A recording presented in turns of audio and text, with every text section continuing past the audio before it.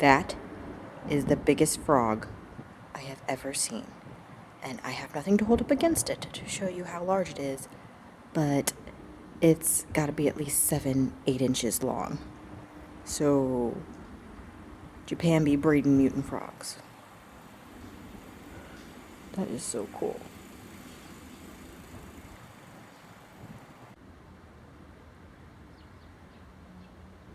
Last week it was snowing, and now all the flowers are starting to come out.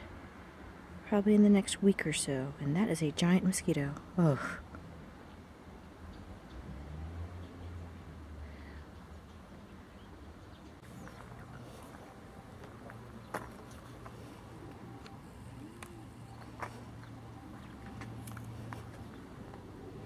Giant Japanese crow.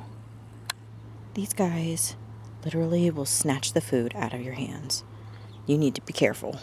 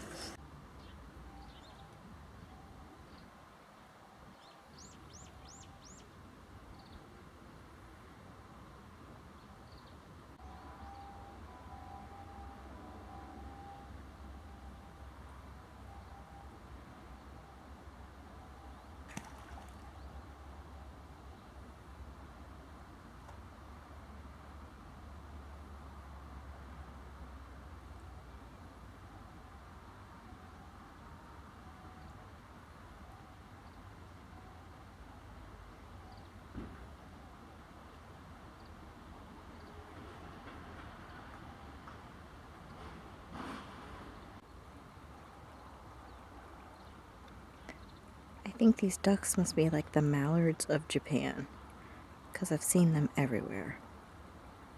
I need to look up what species they are specifically. Got a little tongue-tied right there.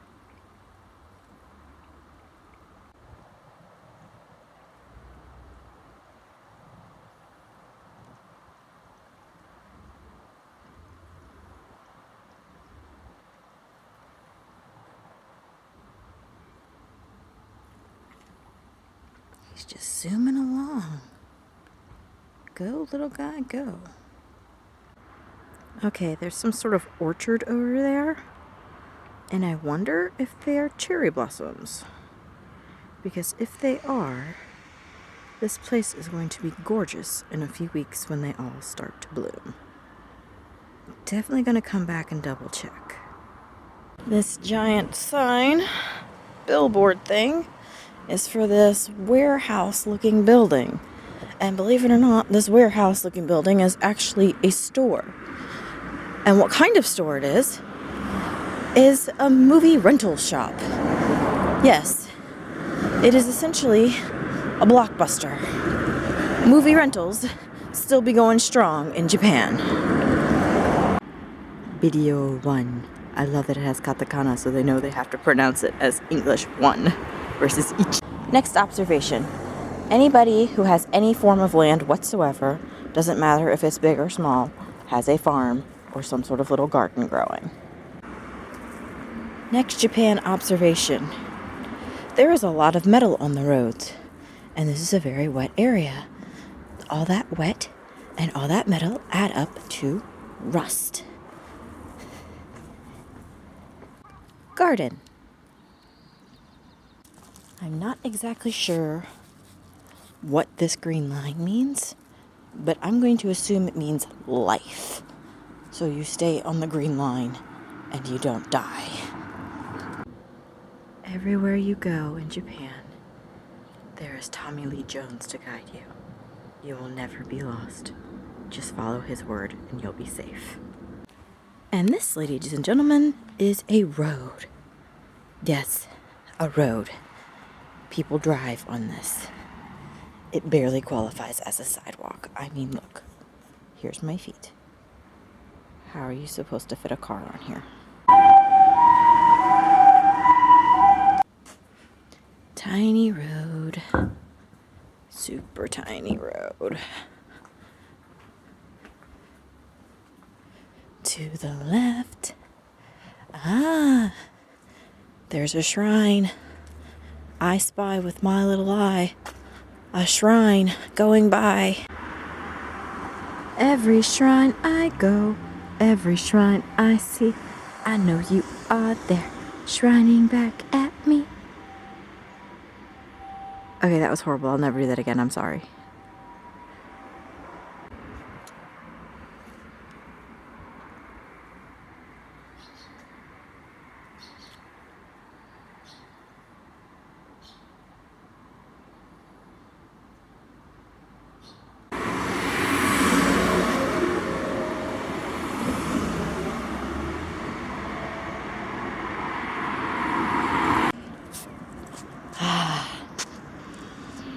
Another real sidewalk.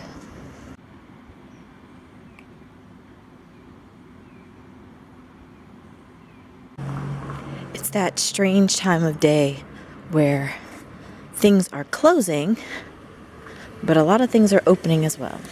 So every year they have this giant kite fighting competition here in Niigata, and basically these huge kites that take teams of like a dozen people or more to actually operate go over the rivers and have these giant battles. I am so looking forward to seeing this.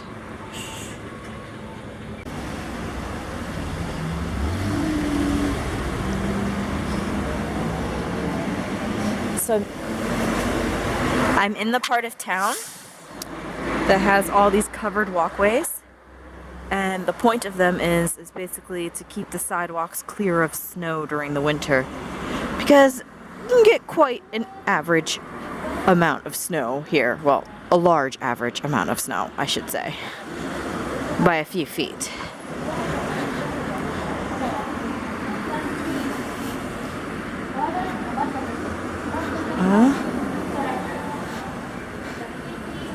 Oh, udon. It's a giant udon bowl that's steaming.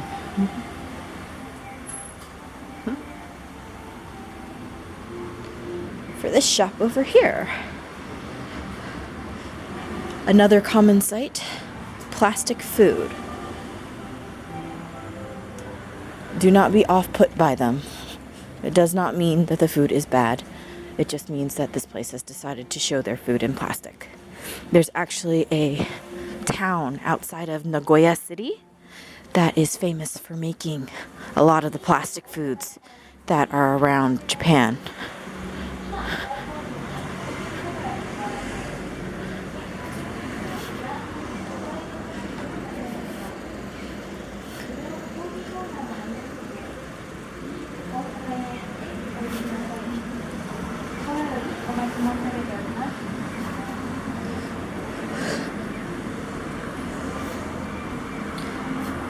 And for those of you who don't know, Niitsu is very famous for its trains. There's actually a museum that is not too far from here.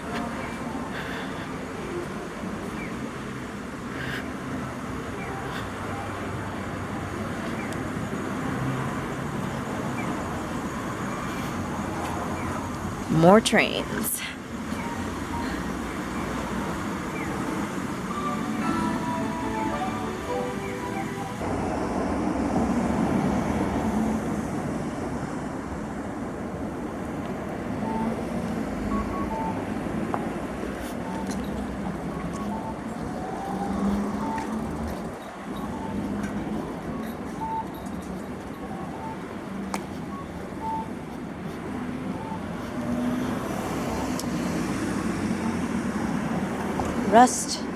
Rust everywhere.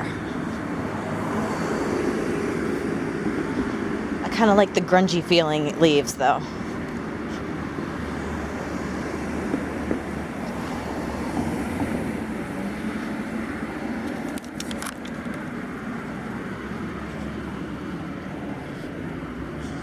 And here is the destination for today's walk.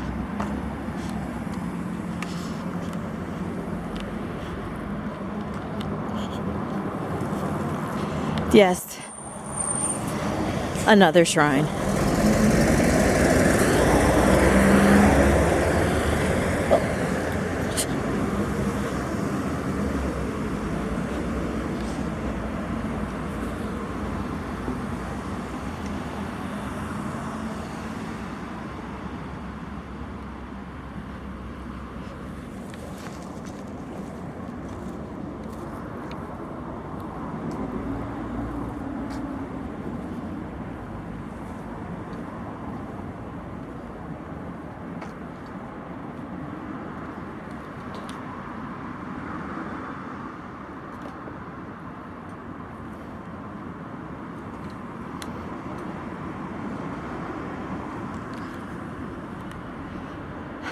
I can't read any of this kanji.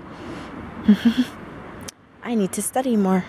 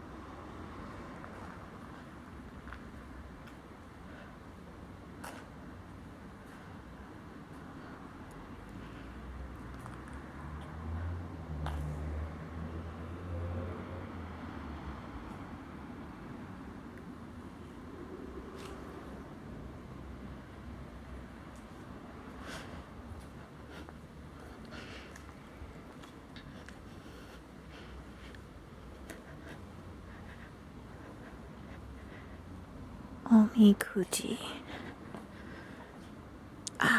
So people drop money in that, and then this giant rope goes. The giant rope goes up to the bell. The bell gets rung.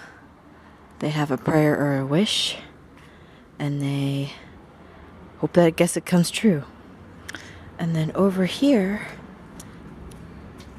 are these little placards, these pieces of wood, and each shrine has something that's a little bit different. But you can see on one side it has images and they're different sizes, and you can pay to have your wish written on the back of it, and you tie it here and hope it comes true. And then once all these little racks get full, they have some sort of like ceremonial fire where they burn them.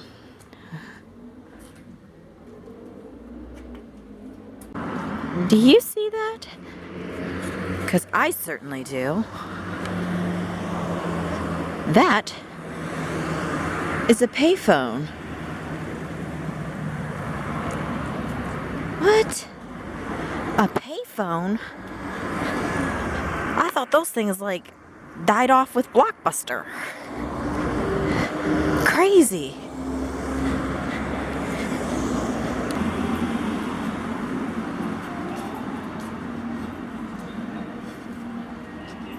More trains.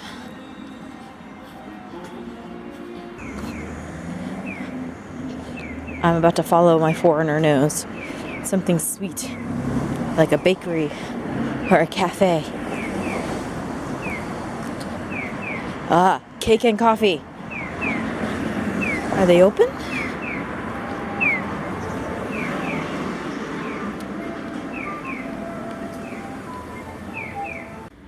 Okay, it's getting late-ish. It's only like 6:30, but the sun's going down and I still probably have about a 30-40 minute walk to get home. Ah, another bakery. They're everywhere.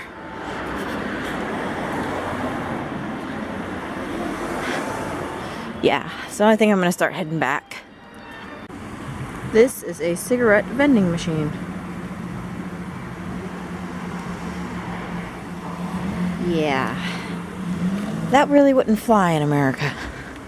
And over here, dun, da, da, da, another bakery.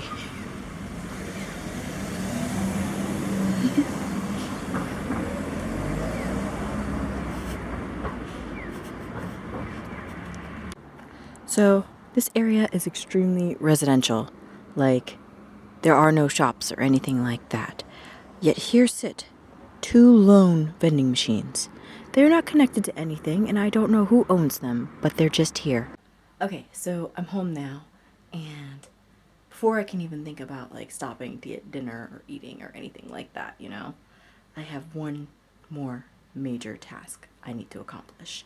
And this task is probably the most stressful thing I think I've had to deal with while living in Japan. And it's not the language barrier, and it's not eating things that I'm not used to or anything like that. It's this. Garbage. Japan is ridiculous about garbage sorting. And today is my first plastics day. My pet plastics, not pet bottles, because that's something totally separate. Pet plastics that need to go out. And I have a ton of plastics. I got a rental car, and the rental car was full of plastics. I got futon set, that was full of plastic. I've gotten a couple packages, and that's full of plastic. And you just go to the store, and you get like 2 things, and they give you 5 tons of plastic. I don't get it. This is a country with like this complex sorting of rules of like trash, and yet they give you so much packaging, so much plastic that needs to go out. I mean, look at this. Okay. Trash sorting is so complex here.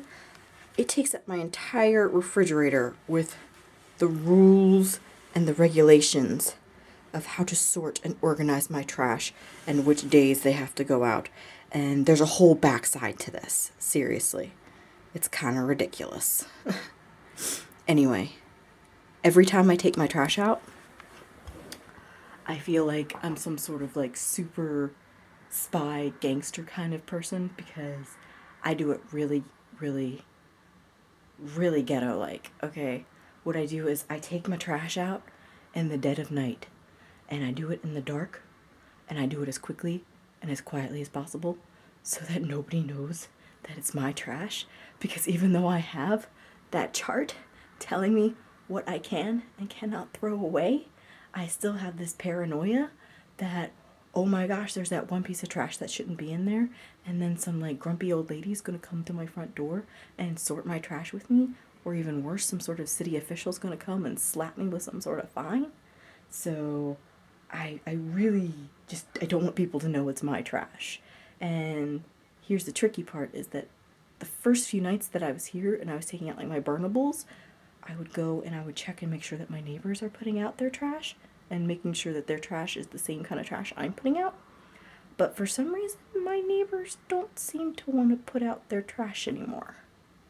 Like, I'm going in the dark here. I don't know anything, and I'm just praying that in the morning when I look out my window, it's gone, and they took it, and hopefully I did it right.